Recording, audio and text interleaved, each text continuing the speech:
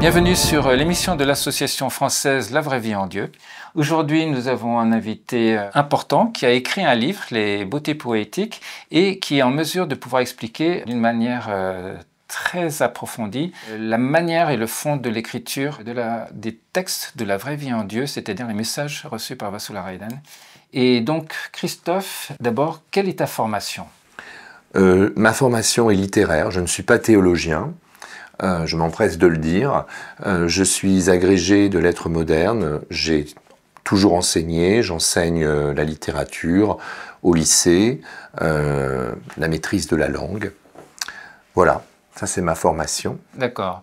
Donc, lorsque tu as découvert les textes de la vraie vie en Dieu, tu les avais lus en français ou en anglais?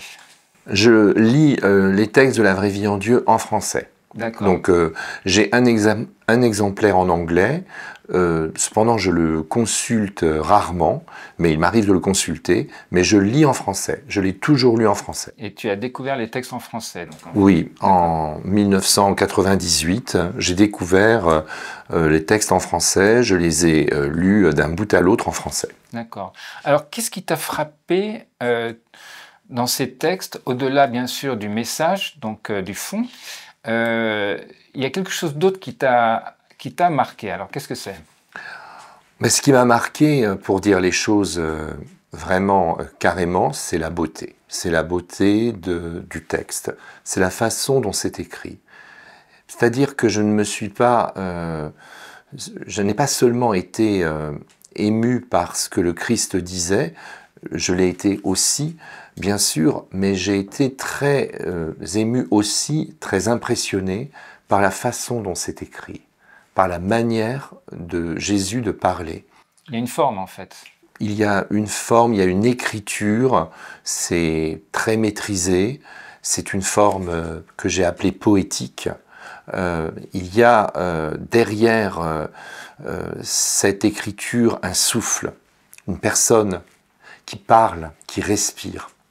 Dans les émissions à venir, j'aimerais étudier, ce sera l'une des premières choses que je ferai, j'aimerais étudier le rythme des phrases dans la vraie vie en Dieu. Tu vas aborder donc sur les prochaines émissions, Christophe va faire plusieurs émissions, et donc on va étudier avec toi justement ce rythme, ce souffle, la manière dont Dieu parle, qui peut aborder le sujet et ne pas se perdre en fait dans son sujet.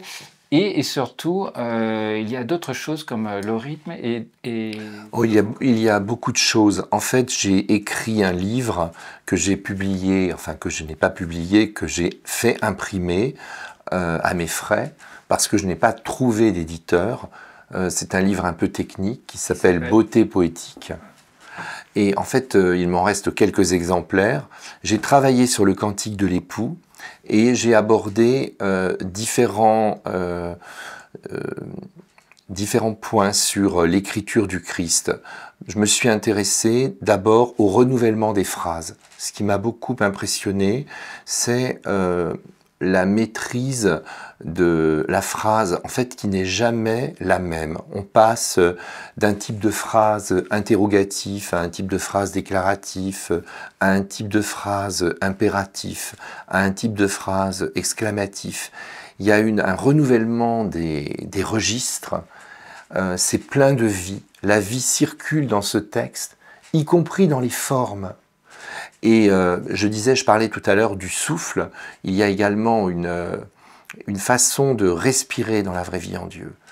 En fait, le rythme est lié aux émotions. Et celui qui parle dans la vraie vie en Dieu est un être très sensible, qui est en proie aux émotions. Et ces émotions que nous vivons avec lui ont une influence sur la phrase elle-même. Ça, c'est quelque chose qui m'a frappé dès le début. Également, on va l'étudier. Je peux l'expliquer. Bien sûr, je n'ai pas préparé le sujet pour aujourd'hui. Aujourd'hui, je voudrais simplement présenter mon travail. Également, il y a tout un travail à faire que j'ai fait sur la façon dont le Christ lui-même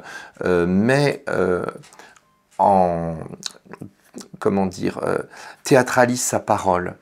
il se cite lui-même, mais il cite aussi les autres. C'est toujours au discours direct, c'est très vivant. Ah, ça, tu vas nous l'expliquer dans les prochaines émissions. Oui. Alors. Il y a tout un travail à faire sur la citation. Et les citations peuvent quelquefois s'enchâsser les unes dans les autres, comme des tables gigognes. C'est tout à fait frappant. C'est très maîtrisé. Je me suis interrogé sur le statut de la vraie vie en Dieu. Pour moi, c'est une épopée. J'ai écrit un article aussi. Il y a beaucoup de choses à dire sur le vocabulaire. C'est un vocabulaire hyperbolique. C'est très excessif. Il y a un choix des mots qui est très précis et en même temps, il y a beaucoup d'excès. C'est très... on sent que la personne qui parle est passionnée. Tout cela est très émouvant en fait. Et moi, en tant que littéraire, j'ai été tout de suite très sensible à la forme.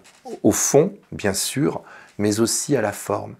Et cette forme, pour moi, prouve que la personne qui écrit maîtrise parfaitement son sujet. D'accord. Donc... Et même est un grand artiste. C'est écrit par un poète. D'accord. Donc en fait, la prochaine émission, on abordera donc une spécificité de la forme. Oui. Et je parlerai du rythme. Je commencerai par parler du rythme. Le rythme, alors d'accord, ça marche. Oui. Et tu as une invitation pour nos confrères dans les autres langues, en fait, mais particulièrement anglophones. Oui, parce que je travaille sur la traduction. Ne maîtrisant pas suffisamment l'anglais, je le baragouine, plus ou moins, mais je ne le maîtrise pas suffisamment pour lire le texte en anglais. Moi, j'invite nos frères anglophones qui ont la chance de pouvoir lire ce livre dans la langue où il a été écrit, eh bien, de faire une étude sur la musicalité de la vraie vie en Dieu, parce que ça fait aussi partie de la beauté poétique. Mais moi, ça, je ne peux pas l'aborder, parce que dans toutes les langues, il y a des allitérations, il y a des rimes, il y a des assonances. Les mots sont des sons, et les mots sont beaux quand on les tisse les uns avec les autres. Et je suis sûr que dans la vraie vie en Dieu, dans le texte originel, il y a une musique que l'on entend le Seigneur parler sur un ton très doux. Alors en français, on ne peut pas traduire les allitérations, on ne peut pas traduire les assonances.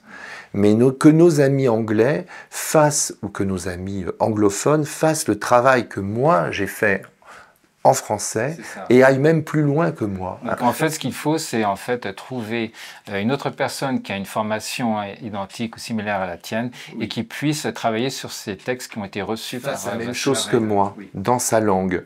Alors, je voulais dire que la traduction n'est pas un obstacle. D'abord, le livre est très bien traduit.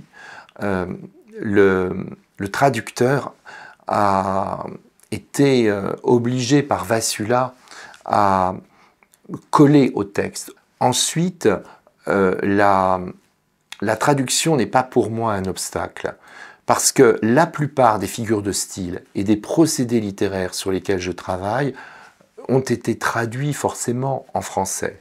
Une anaphore, c'est une anaphore en anglais, c'est une anaphore en français. Une métaphore en anglais, c'est une métaphore en français. Donc on la retrouve et c'est très bien traduit. Et en fait, Vassula prenait son temps pour vraiment s'assurer que ces traductions soient conformes à ce qu'elle percevait, parce que c'était des messages qui étaient reçus, mais également que le traducteur, donc, il avait forcément son style.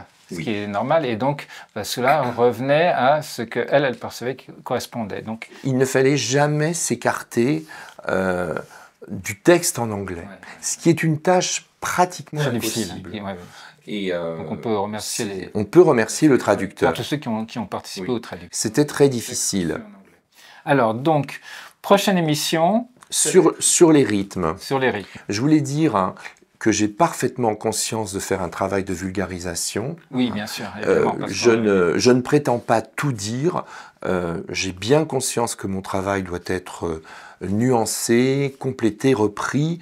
J'invite toutes les personnes qui se sentent compétentes à prendre la relève, à faire mieux que moi. Voilà, moi je me suis senti appelé à faire ce travail. Ce qui m'étonne, c'est que personne n'ait pensé à le faire avant moi. Donc quand j'ai lu ce texte, j'ai été ébloui par la forme, j'ai été ébloui par l'écriture, et je me suis dit, tu ne peux pas garder ça pour toi. Oui, et donc tu avais présenté de toute manière les beautés poétiques à Vassula, Oui, et elle t'a encouragé à l'imprimer. J'avais emporté le manuscrit à Rhodes, c'était en août 2001. J'étais allé à sa rencontre, elle m'a accueilli vraiment très gentiment et elle m'a encouragé à continuer. Et elle m'a dit, publie ce livre. Donc au bout de 2 ans, je n'avais toujours pas trouvé d'éditeur, donc j'ai fini par le faire imprimer. Il te reste combien d'exemplaires?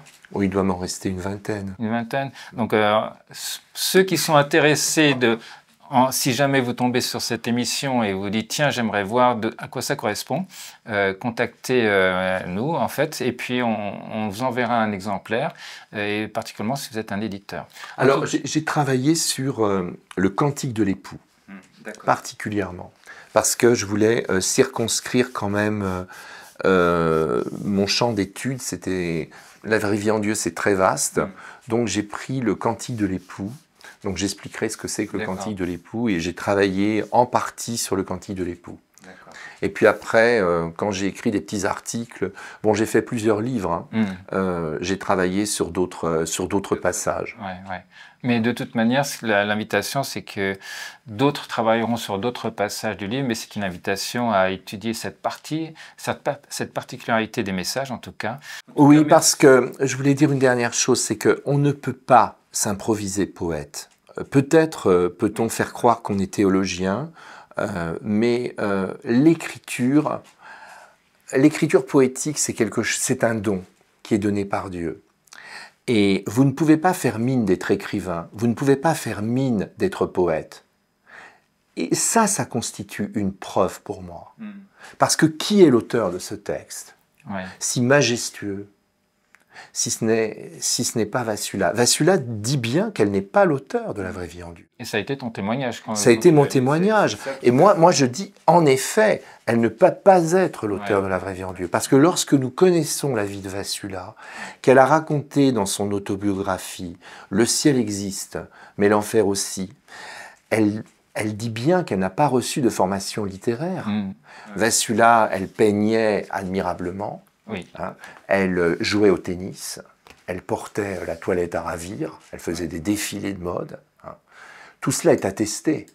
Mais dans sa biographie, elle n'a pas fait d'études de lettres. Non, bien sûr. Et c'est pour ça qu'en expliquant cette partie d'une forme qui est trop complexe, en fait, pour quelqu'un, pour l'improviser de cette manière. Incroyablement complexe et qui est de l'origine divine. Oui. Ça, tu vas nous l'expliquer donc sur toutes les prochaines émissions. Il y a tellement de choses à dire. En tout cas, merci Christophe d'être venu sur merci. ce plateau. Et nous vous retrouvons donc sur les prochaines émissions avec Christophe bientôt. À bientôt. Au revoir.